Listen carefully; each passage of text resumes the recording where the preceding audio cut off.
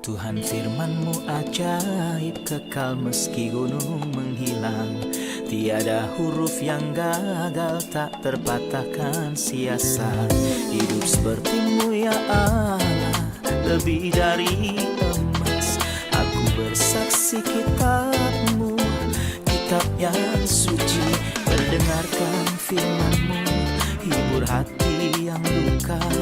Terangilah langkahku kemanapun ku pergi. Biarkanlah firman-Mu berkuasa atasku. Ubahkanku, bebaskanku, ku mau menyenangkan-Mu. Selamat jumpa pemirsa terkasih, saya menyambut Anda sekalian dimanapun Anda berada dalam episode terbaru program studi harian kita semua Kitab Suci. Kita masih menelusuri surat Ibrani dan kita telah sampai pada pasal 6. Hari ini dengan kehendak Allah kita akan menyelesaikan pasal 6 ini. Di episode terakhir kita berbicara tentang sekelompok orang Ibrani yang mengaku sebagai Kristus. Sebab mereka yang pernah diterangi hatinya, yang pernah mengecap karunia surgawi, dan terkena cahaya Kristiani dalam jumlah terbesar, namun terjatuh dan berpaling sepenuhnya daripada Kristus. Hal-hal tersebut pada saat itu tidak dapat diperbaharui kembali untuk bertobat.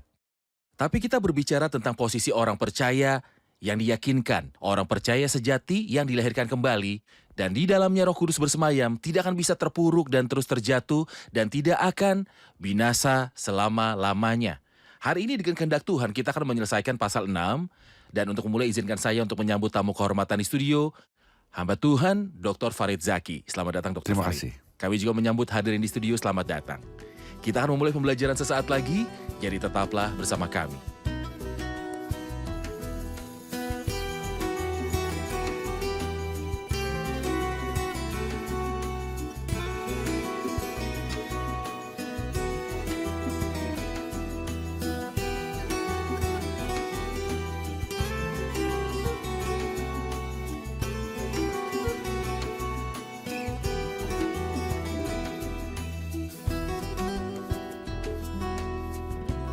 Berjumpa lagi Dr. Farid. Terima kasih.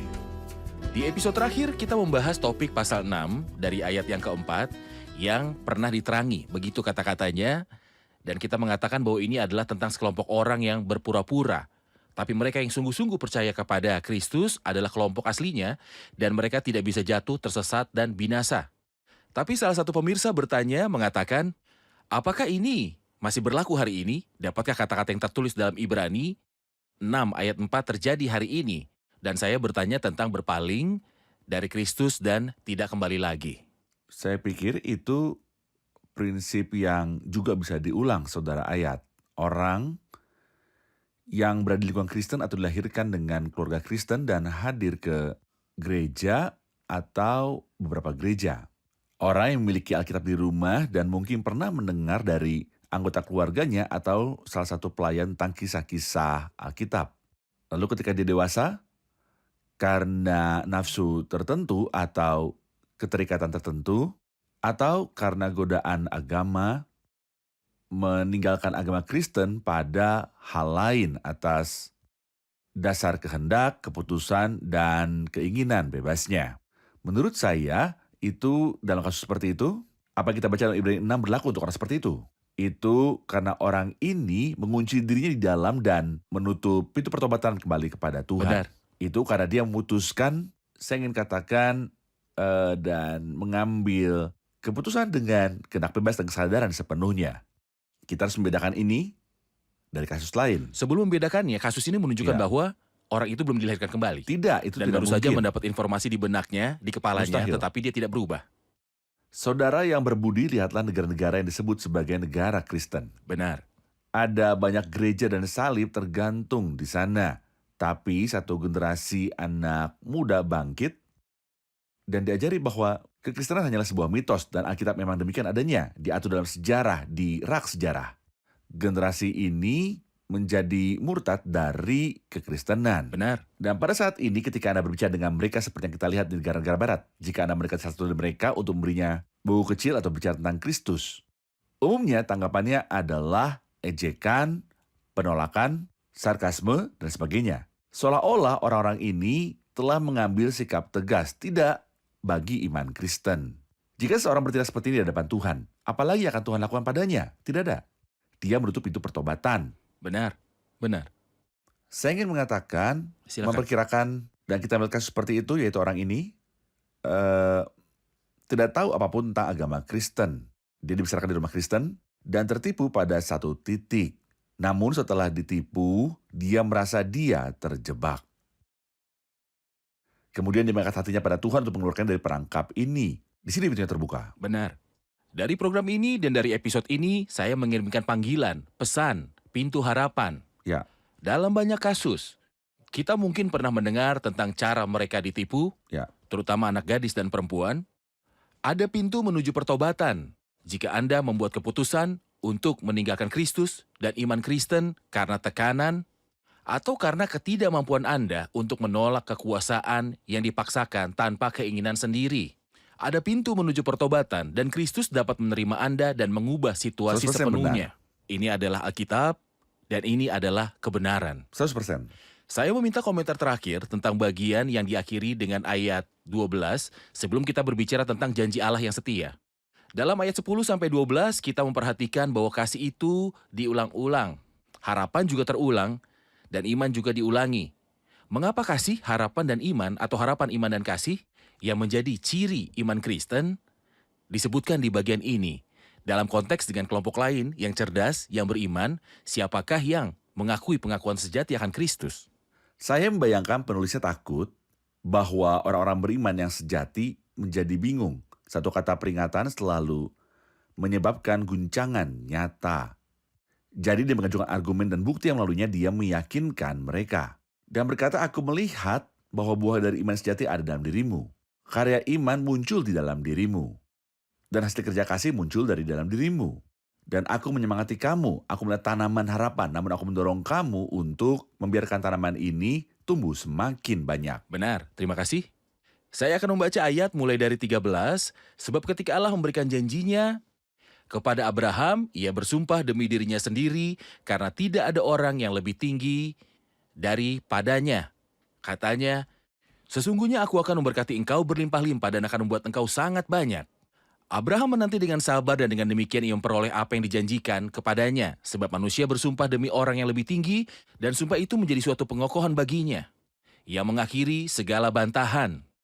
Karena itu untuk lebih meyakinkan mereka yang berhak menerima janji itu akan kepastian putusannya, Allah telah mengikat dirinya dengan sumpah supaya oleh dua kenyataan yang tidak berubah-ubah tentang mana Allah tidak mungkin berdusta, kita yang mencari perlindungan beroleh dorongan yang kuat untuk menjangkau pengharapan yang terletak di depan kita.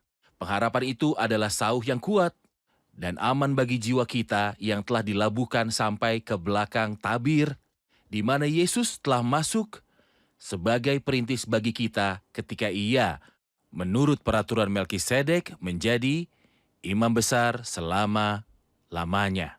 Di ayat 13 dia mulai berbicara tentang apa yang disebut janji Allah kepada Abraham, lalu sumpah. Apa yang Anda lihat dalam sumpah dan janji ini kepada Abraham? Janji, aku pasti akan memenuhi ini. Sumpah itu adalah penegasan bahwa Allah akan memenuhinya. Apa pentingnya sumpah? Apakah Allah perlu meneguhkan janji-janjinya?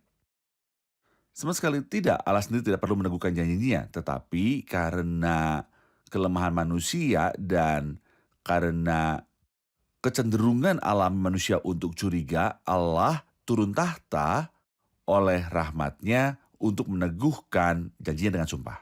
Saat percakapan ini disampaikan adalah ketika Abraham mempersembahkan Ishak di altar dalam Kejadian 22. Allah sudah berjanji, namun kali ini dia meneguhkan janjinya melalui sumpah. Setelah Abraham persembahkan Ishak di altar dan Tuhan berkata, jangan bunuh anak itu. Dan kemudian Allah sangat senang dengan ketaatan Abraham. Ia berkata, aku bersumpah demi diriku sendiri, dan dia memberikan Abraham beberapa janji. Allah memberitahu Abraham, maka aku akan berkati engkau berlimpah-limpah. Dan buat turunan sangat banyak, Allah memberinya sekitar 7 janji yang didukung dengan sumpah. Apa maksud dari perkataan ini kepada orang Ibrani di sini? Hal ini untuk menyemangati mereka untuk membiarkan mereka percaya kepada Tuhan yang terwujud disertai dengan panjang sabar. Kelompok-kelompok ini meninggalkan Yudaisme, dengan segala janji duniawinya pemerintahan Kristus. Luar biasa, dan mereka masuk ke dalam iman Kristen. Jadi dia beritahu mereka sesuatu tentang iman Kristen, apa yang seharusnya melengkapi iman ini, kesabaran dan panjang sabar, karena jalannya adalah sulit dan penuh dengan kesakitan. Dengan cara ini kita memerlukan dua hal yang serupa dengan batang kereta api. Bayangkan jika ada iman tanpa kesabaran atau panjang sabar. Ini akan mengubah manusia menjadi seperti yang terkadang kita lihat dalam diri kita sendiri dan orang lain. Aku percaya bahwa Engkau akan menyelesaikan ini ya Tuhan. Jadi saya didorong untuk memenuhi apa yang saya yakini. Dan jika kesabaran itu tanpa iman, itu akan membuat kita menyerah dan akan gagal. Inilah aku menantikan Tuhan, biarkan dia melakukan apapun yang dia inginkan, kapanpun dia suka. Namun ketika kita menyatakan iman dan kesabaran, kita percaya pada Tuhan dan janji yang dia berikan dan tunggu waktu pemenuhannya. Baik, jadi dia di sini berbicara tentang berkat melalui janji dan sumpah. Saya ingin tahu jaminannya bahwa berkat yang kita miliki dalam Kristus, dalam posisi Kristen, tak akan berubah. Terpujilah Allah dan Bapa Tuhan kita Yesus Kristus yang mengaruniakan segala berkat rohani dalam sorga. Semuanya sudah disiapkan untuk kita. Apakah ada keraguan atau kemungkinan bahwa suatu hari nanti saya kehilangan salah satu berkat saya? Apa jaminannya? Anda tahu Rasul Paulus berbicara tentang hal ini di pasal pertama dari surat kedua kepada jemaat Korintus dan berkata, sebab Kristus adalah ya bagi semua janji Allah. Itulah sebabnya oleh Dia kita mengatakan amin untuk memuliakan Allah. Benar. Dia ingin mengatakan, Dia yang menjamin terpenuhinya semua janji Tuhan kepada kita adalah pribadi Kristus. Kristus merupakan toko. Jika boleh saya katakan demikian, dia adalah gudangnya dari segala janji dan berkat Allah kepada kita. Namun kita harus pergi kepadanya. Ini bukan karena dia berjanji pada saya. Dengan demikian saya akan mendapatkan keberkahan tanpa usaha apapun dari pihak saya. Saya harus mendekati dia dan percaya kepadanya agar berkat itu mengalir pada saya. Baik, terima kasih. Kita saksikan laporan dan kembali untuk menjawab pertanyaan. Firman Tuhan menyatakan bahwa Dia akan memberkati Abraham dan akan memberinya tempat tinggal bukan hanya dia saja, tetapi kelak juga kepada keturunannya. Itu bahkan terjadi sebelum Ishak lahir, dan ketika Tuhan memanggil Abraham untuk memberikan hal paling berharga yang dimilikinya dan tujuannya dan harapannya putranya Ishak, pertanyaannya adalah apakah Abraham mempercayai firman Tuhan atau apakah dia mempertahankan anaknya? Dia harus mempersembahkan Ishak, anak perjanjian, kepada kematian dan membawanya kembali dalam wujud kebangkitan, seolah-olah dia berada di tempat orang yang dibangkitkan dari kematian. Sebagai imbalan atas ketaatan ini, ketaatan iman, Tuhan bersumpah demi dirinya yang agung bahwa Dia akan memberkati orang beriman ini. Dia akan memenuhi setiap kata yang Dia janjikan kepadanya. Dalam ayat 18 ia berkata, supaya oleh dua kenyataan yang tidak berubah-ubah tentang mana Allah tidak mungkin berdusta, kita yang mencari perlindungan. Apakah yang dimaksudkan dari dua hal ini? Dr. Farid, apa yang dimaksud dengan dua kenyataan yang tidak berubah-ubah? Hal pertama adalah janji Allah. Dan yang kedua adalah sumpahnya untuk meneguhkan janjinya. Baik. Dan dia menggunakan Abraham sebagai teladan untuk masalah ini. Baik, jadi janji itu tidak akan berubah dan sumpah yang meneguhkan janji itu tidak akan berubah juga. 100%. Itulah mengapa ia berkata Allah tidak mungkin berdusta, kita yang mencari perlindungan. Penghiburan yang muncul di hati sebagai hasil dari mengetahui bahwa semua janji Tuhan tetap dan pasti. Ya. Saya juga ingin keluar dari ini dengan ajaran spiritual. Ada banyak berkat rohani yang diberikan kepada kita, namun kita tidak dapat terhibur. Sempurna. Kekayaan Kristus yang tak terbantahkan dan begitu banyak berkat diberikan kepada kita, namun kita merasakan kemiskinan, ketidaknyamanan, kurang kedamaian, kurang penghiburan. Bagaimana penghiburan muncul dalam hati? Saudara, ayat kata perlindungan berarti memberi dorongan. Benar. Memberi dorongan. Dan bukan hanya euforia emosional dan psikologis yang dihasilkan dari sesuatu yang sementara. Tidak. Itu adalah dorongan. Apa yang akan menguatkan orang percaya? Selalu ada satu hal dalam perjalanan hidup yang dapat diandalkan oleh orang percaya, yaitu tongkatmu. Daud mengatakan tentang hal ini. Gadamu dan tongkatmu. Itu yang menghibur aku. Tongkat merupakan janji Allah. Ketika setiap hari saya berpegang teguh pada 1, 2, atau 3 janji Allah, penghiburan berlimpah dalam diri saya. Dan dorongan juga meningkat. Salah satu orang beriman mempunyai kebiasaan sehari-hari, setiap pagi, dia akan menulis salah satu janji Tuhan padanya yang ada dalam Alkitab. Dia berkata, aku didukung oleh janji-janji dan aku Amin. didukung melalui janji-janji itu. Sesungguhnya inilah janji-janji Allah yang pasti, yang menciptakan semangat dan penghiburan dalam hati. Dia mengatakan, beroleh dorongan yang kuat untuk menjangkau pengharapan yang terletak di depan kita. Pengharapan itu adalah sauh yang kuat dan aman bagi jiwa kita yang telah dilabuhkan sampai ke belakang tabir, di mana Yesus telah masuk sebagai perintis bagi kita ketika ia menurut peraturan Melkisedek menjadi imam besar sampai selama-lamanya. Ia mengacu pada apa yang disebut sauh yang kuat dan aman bagi jiwa kita. Apa maksud kata-kata itu? Bagus. Harapan apa yang ditaruh di hadapan kita di sini? Di sini harapan Kristus Dalam dalam kemuliaan. kemuliaan Kristus surgawi. Perjalanan orang percaya dalam hidup diibaratkan dengan kapal di laut Benar. yang terhempas ombak. Apa yang sang kapten lakukan? Dia melempar jangkar. Kemana dia membuangnya? Dia melemparkannya ke batu. Pada titik tertentu. Pada titik tertentu, batu itu tidak akan bergerak. Baik kita saat kita bernavigasi dalam jalan hidup, kita menghadapi gelombang, kesulitan, penganiayaan, cobaan, penyakit, dan rasa sakit yang menyebabkan masalah bagi kita. Apa yang kita lakukan? Mari kita membuang jangkar kita. Mari kita membuang jangkar kita tidak pada apapun di bumi yang goyah ini. Namun marilah kita melemparkan dalam Kristus dan dia akan menahan jangkar kita. Kristus yang di surga akan memegang jangkar saya atau dalam bahasa yang lebih sederhana, dialah yang membuat saya terikat. Benar. Dan saya menerus semua harapan saya padanya dan berpegang teguh padanya. Benar. Dan hasilnya adalah bahkan ketika ada ombak, saya tidak akan terguncang atau terbawa oleh ombak itu. Titik paling stabil dalam hal ini, jika kita dapat mengatakan alam semesta, disitulah Yesus duduk sekarang ini, Benar. dan kita harus tahu bahwa hidup kita terhubung dengannya, dan segala janji dan berkat terikat padanya, dan dia teguh dan tidak akan pernah berubah. Sesuatu yang benar. Kapal itu tidak akan pernah terguncang ataupun hilang. Ini adalah bukti lain dari tidak binasa. Benar, Jika kapal ini tidak memiliki jangkar, kapal itu akan hancur. benar, Puji Tuhan bahwa banyak orang percaya dihadapkan pada cobaan dan ketika melihatnya kita berkata, cobaan ini seharusnya mencoba orang ini. Tapi kita melihat bahwa dia bersyukur Iya. dan bergerak maju. benar. Mengapa? Karena dia berpegang pada Kristus. Mereka selalu mengatakan bahwa ketika Anda sedang mengendari alat transportasi apapun dan Anda merasa ada pergerakan dan Anda ingin tahu di mana Anda berada, akan membantu jika Anda tetap fokus pada titik tetap. Bagi kita satu-satunya hal yang tabah di dunia yang terus berubah, disinilah Yesus masuk sebagai perintis untuk kita. Saya butuh komentar Anda, Dr. Farid, pada ayat ke-20, di mana Yesus telah masuk sebagai perintis bagi kita ketika ia menurut peraturan Melkisedek menjadi imam besar sampai selama-lamanya. Mohon jelaskan kata-kata di mana Yesus telah masuk sebagai perintis bagi kita. Kata perintis terbentuk dari dua hal, prosesi kerajaan dan perlombaan lari. Jadi, jika kita berbicara tentang adegan pertama prosesi kerajaan, raja akan datang, jadi sebelum raja tiba, seorang duta besar mendahului dia untuk persiapkan jalan pada hari-hari awal, mempersiapkan jalan dengan cara memukul tanduk tertentu.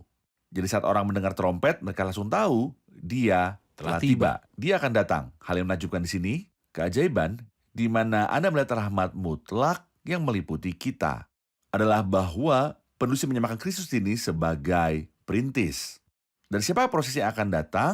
Inilah kita. Meskipun dia jauh lebih besar, seolah-olah dengan masuk surga, dia mengatakan, aku tiba sebagai bukti bahwa mereka akan tiba juga. Jika aku tiba sebagai manusia ke surga, mereka juga yang memegangi aku, yang menerimaku, akan mencapai surga juga. Inilah arti yang pertama. Arti kedua adalah tentang di mana Yesus sebagai perintis bagi kita. Saya mungkin melihat seseorang dalam perlombaan, dan dia telah mencapai akhir.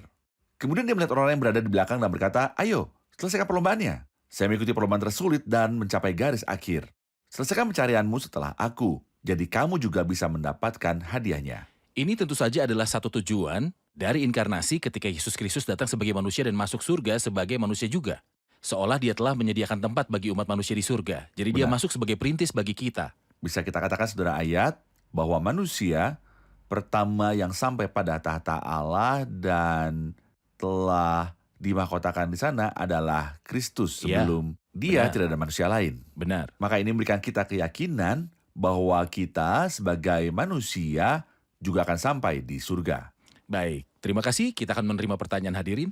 Saudara ayat, dia berkata di ayat 20 di mana Yesus telah masuk sebagai perintis bagi kita ketika ia menurut peraturan Melkisedek menjadi imam besar sampai selama-lamanya.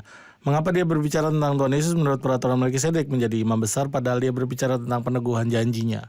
Oke, setelah dia meyakinkan orang-orang Ibrani dan berbicara tentang meneguhkan sumpah atau meneguhkan janji-janji dengan sumpah, ia berbicara tentang Kristus sebagai perintis bagi kita.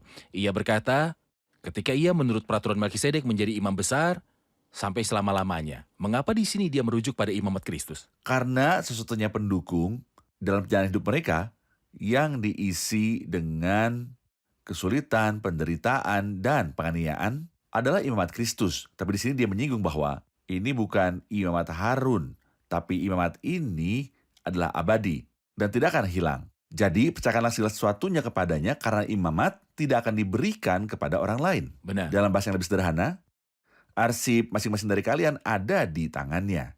Dia tidak akan menentukan diri suatu hari nanti, juga tidak mati. Jadi arsipnya harus dikirim kepada orang lain. Arsip Anda akan tetap berada padanya. Jangan takut.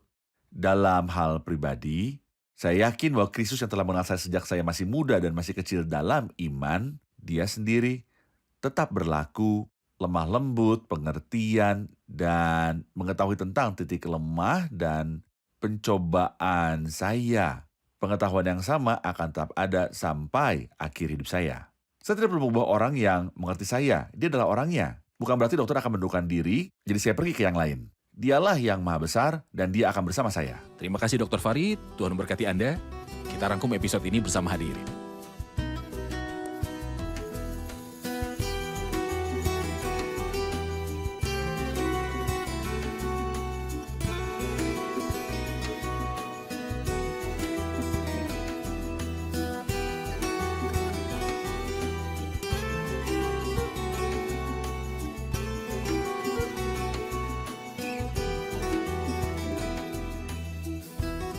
Halo semua, apakah dua hal yang tidak dapat diubah yang disebutkan oleh Rasul Paulus dalam konteks ayat yang ke-18 dan melaluinya kita mendapat penghiburan?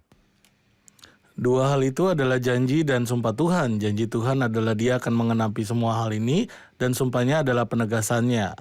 Benar, ini membangun penghiburan di hati atau dorongan. Oke, harapan apa yang terbentang di hadapan kita untuk menjangkau pengharapan yang terletak di depan kita? Pengharapan yang ada di dalam kita adalah Kristus di dalam kemuliaan. Jadi saat menghadapi tekanan hidup dan keadaan yang berbeda, kita harus menyerahkan sauh kita pada pribadi Tuhan Yesus, dialah yang tabah dalam segala perubahan. Benar, bagaimana Dr. Farid? Amin. Di akhir perkataannya di pasal 6, dia berbicara tentang Kristus yang menjadi imam besar atas perintah Melkisedek. Mengapa dia menyebutkan imamat Kristus yang menurut peraturan Melkisedek dalam konteks kata-katanya dan kesimpulan pembicaraannya tentang janji-janji dan keteguhannya? Hal ini karena keteguhan dari semua janji itu terletak pada imamat Kristus yang teguh dan tidak dapat diubah. Sebab imamat Kristus berada dalam peraturan Melkisedek selamanya. Permanen dan tidak berubah. Permanen dan tidak berubah. Dr. Farid? Itu tidak ditransfer ke yang lain. Juga tidak diberikan ke orang lain. Terima kasih semua. Terima kasih Dr. Farid. Tuhan Terima kasih, memberkati. Tuhan berkati Anda juga. Pemirsa terkasih, saya ingin menyemangati Anda hari ini melalui kata-kata ini. Jika Anda benar-benar percaya pada pribadi Kristus dan mencari stabilitas di dunia yang terus berubah, ada seorang di atas tahta yang berada di tempat paling stabil, di mana guncangan dan perubahan tidak dapat dijangkau. Itulah di mana Yesus masuk sebagai perintis bagi kita.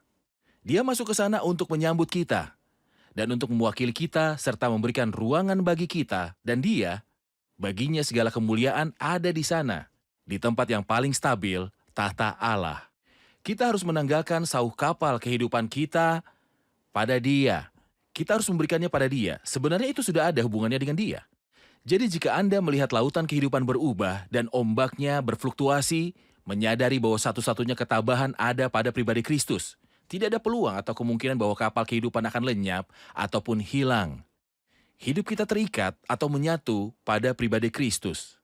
Siapa yang berada di puncak kejayaan, dia hidup. Dan kita juga hidup. Dia berada di tempat teraman, begitu pula kita. Karena kita ada dalam dia. Masa depan dari semua janji ada dalam pribadi Kristus. Berkat-berkat tersimpan dalam pribadi Kristus. Akses yang dikonfirmasi adalah dalam pribadi Kristus. Dan Kristus ada di puncak kemuliaan. Di mana dia masuk sebelum kita datang. Berlarilah kepadanya. Berlindunglah padanya. Pada hari Anda sadar bahwa dunia dan situasi dalam hidup Anda berubah, kesehatan dan status sosial Anda berubah, orang-orang meninggalkan Anda. Mereka semua berpindah dan Anda sendirian sekarang. Pada hari Anda mengetahui bahwa rezim yang berkuasa berubah atau bahkan orang-orang di jalanan juga berubah, ketahuilah bahwa hidup Anda dikaitkan dengan pribadi yang tidak berubah, di mana Yesus telah masuk sebagai perintis bagi kita. Sampai jumpa di episode selanjutnya, kiranya Tuhan besertamu.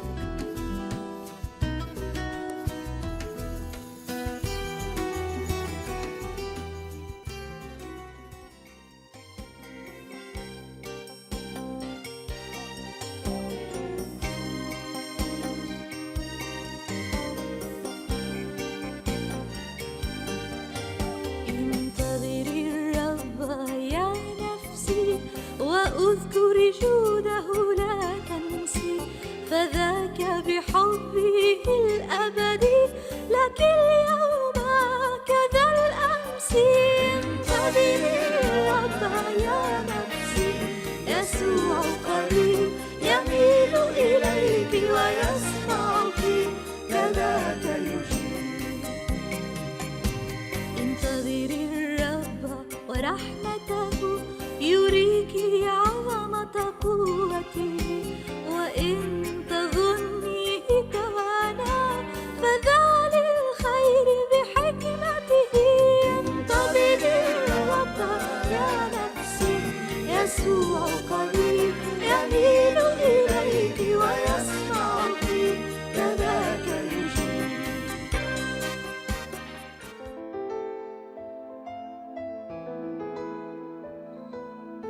Tuhan firman-Mu ajaib, kekal meski gunung menghilang.